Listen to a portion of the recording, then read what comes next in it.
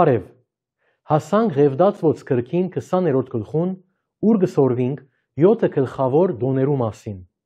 Չնայած շաբաթը ներառված չէ այս ցանկի մեջ, բայց այդ չափանիշն է,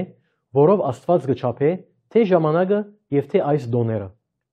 Այս դոներուն հիմնական նպատակն էր մարգարեական պատկերացումը տալ աբակայի բոլոր ժամանակներուն համար։ Եվ յուրաքանչյուր դոն գտած է կամ պիտի գտնե իր կատարումը մեծ դեպքերով։ Հիմա երրորդ համարեն գիտենք, որ շաբաթը բահելը սկիզբեն ստեղծագործութենեն եկած է,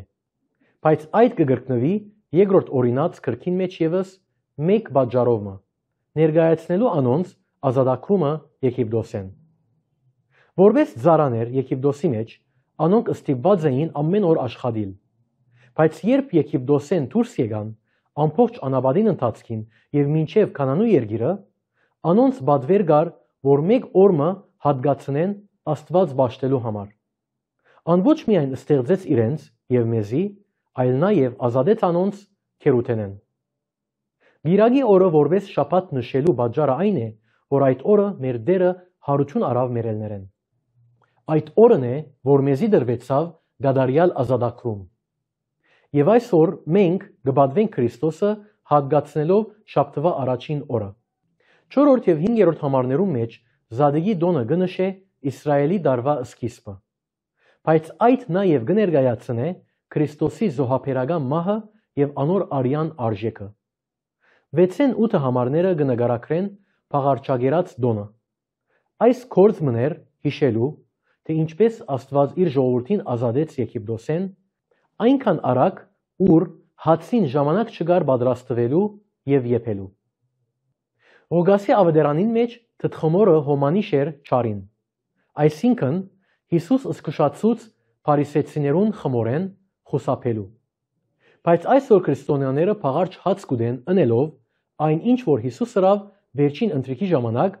բաժնեկցելով իր մարմինը հացի միջոցով։ Այսօր մենք կուտենք այս հացը հիշելու Քրիստոսի զոհաբերությունը եւ թե ինչպես մենք ազատեցանք մեղքեն եւ հիշեցնելու, որ շարունակենք ընելով նույնը մեր հավատքի կյանքին ընթացքին։ Ինեն 10 համարներուն մեջ կհասնենք առաջին հունցքի երախայրի դոնին,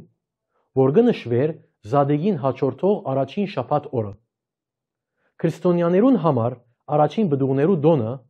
նաեւ Քրիստոսի հարությունն է եւ շատ քրիստոնյաներ կնշեն այս դոնը, որ կհիշեցնե մեզի, որ Քրիստոս մեր ելներեն հարություն արած առաջին բդուղն է։ Եվ 15-ին 16 համարները կնախանշեն Պենտեկոստեի օրը։ Մինչև 7-րդ շաբաթին հետևյալ օրը 50 օր պետք է համրեք։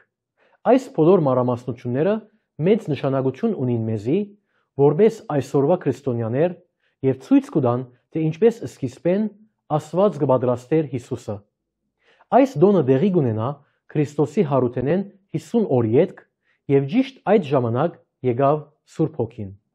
18-ին 20 համարներում մեջ բոլոր ընծաները պետք է մատուցվին Պենտեկոստեի օրը։ 22-րդ համարին մեջ կտեսնենք, որ նույնիսկ դոնագադարության ժամանակ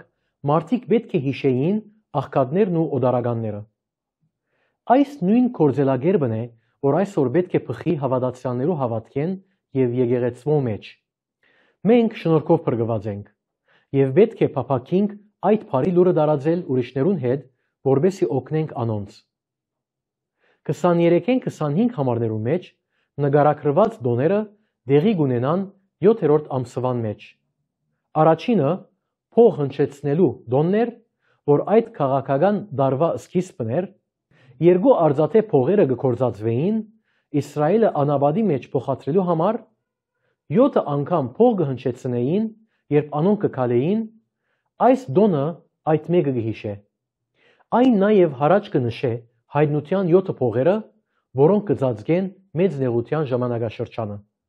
26-ին 32 համարներու մեջ ունենք երկրորդ դոնը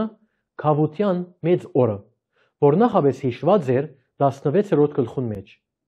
33-ին 44 համարներու մեջ կհասնենք Սուրբ ժամանակաշրջանին, դաղավարահարած վերջին դոնին։ Այս դոնը, ինչպես մյուս դոները, թե հիշադակի եւ թե մարգարեական էր։ Դաղավարահարած դոնի ժամանակ մարդիկ պետք է բնագեին փոքրիկ աբաստաններու մեջ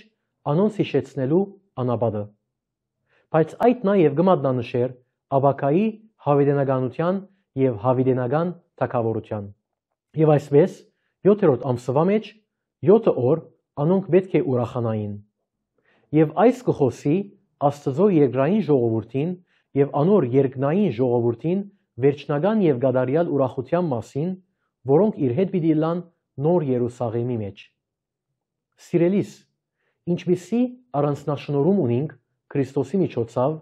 քալու մեր Տերոջ առջև ուրախությամբ։ Ամեն։